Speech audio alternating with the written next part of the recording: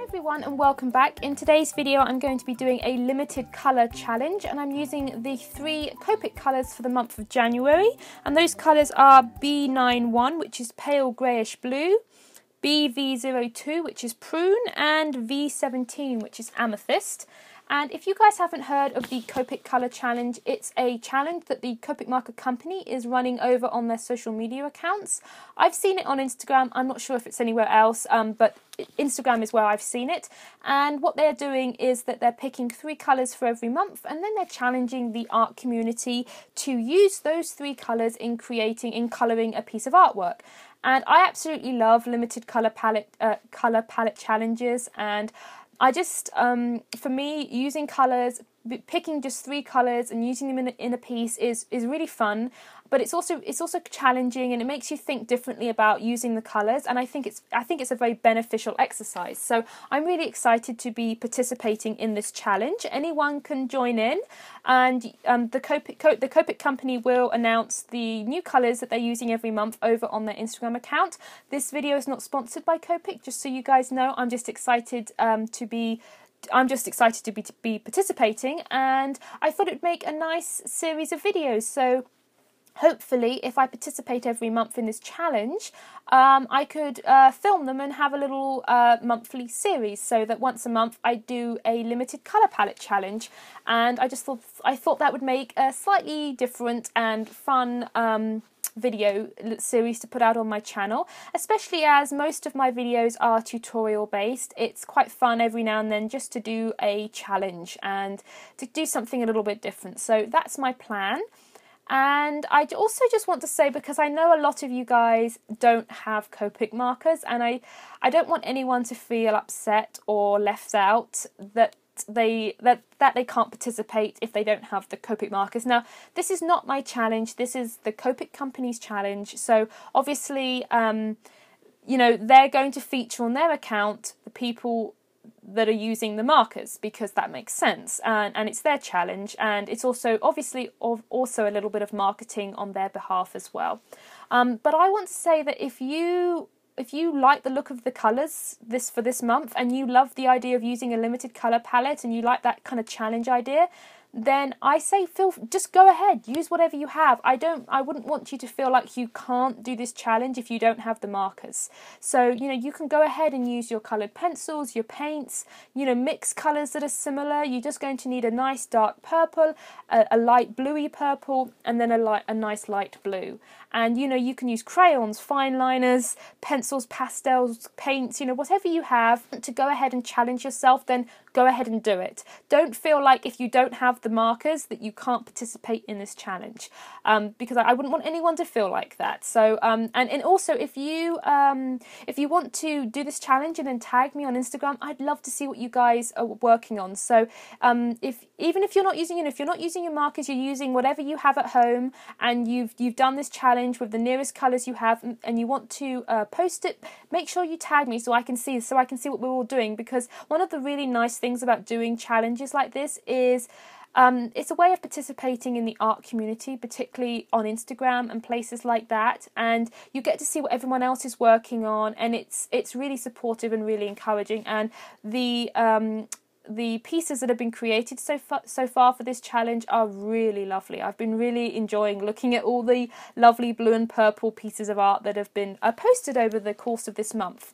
So yes, I really hope you guys will give this challenge a go, no matter what supplies you have. But obviously, I think if you're going to participate in the Copic Colour Challenge, then you can use their hashtag. But I think if you're not using the Copic markers, then you probably shouldn't use the hashtag, just because it's the Copic markers, it's the Copic Company's challenge, and they've set the rules. Feel free to tag me no matter what supplies you're using.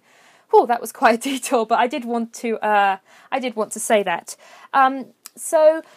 Yeah, monthly little video series. Oh yes, the other thing I wanted to mention is I should have really made notes for doing this voiceover, but I was trying to be a bit more casual today. Anyway, yeah, this is why casual doesn't work for me.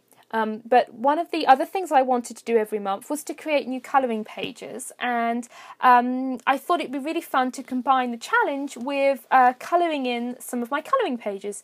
So the page that I'm doing here today is the Blossom illustration. It's available in my shop. If anybody wants to check it out, you don't have to, but if you want to, there's a link in the description box below to my shop and you can check out the listing if you want.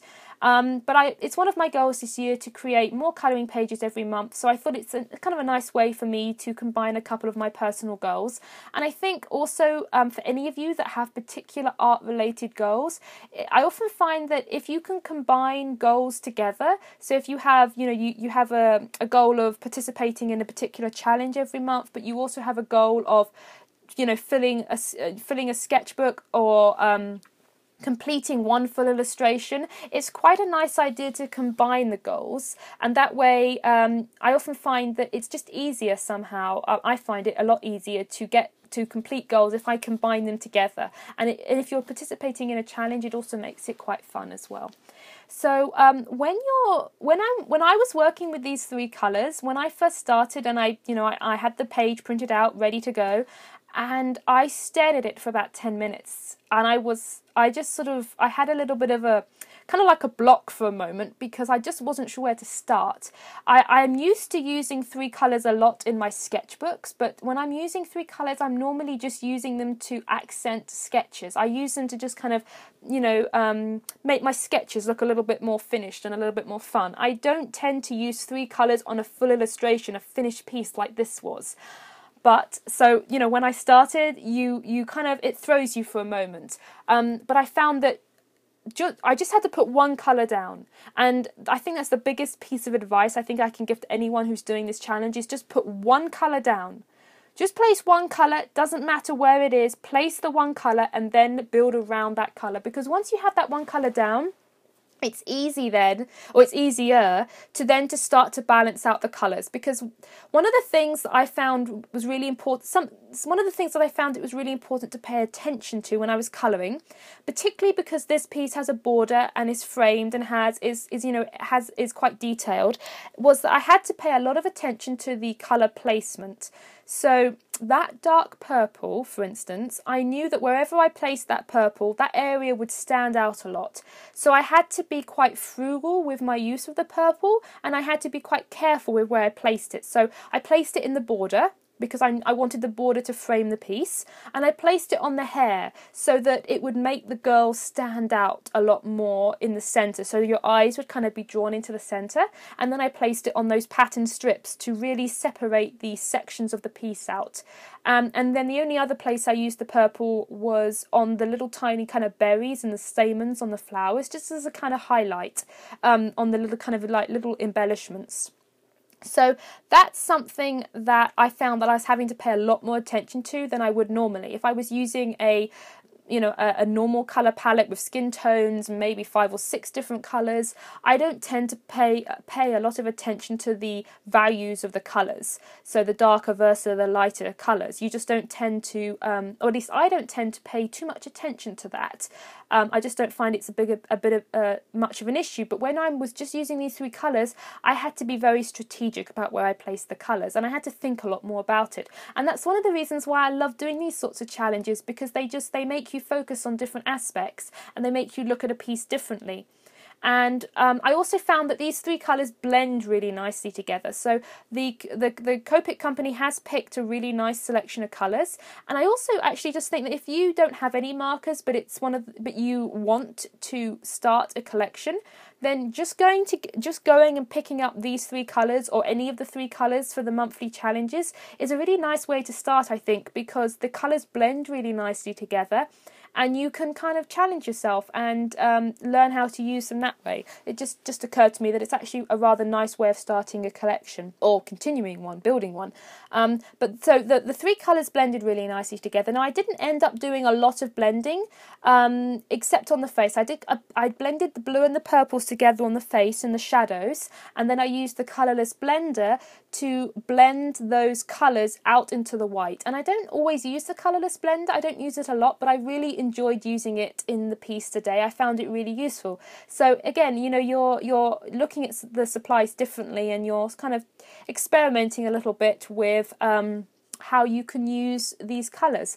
So anyway, that's about all I have to say for this particular piece. I hope you enjoyed this video. I know it's a little bit different to my normal content, but hopefully you enjoyed it. And make sure you leave me a comment down below and let me know if you're planning to participate in this challenge. And yeah, just have a great week, everyone, and I will see you again next time.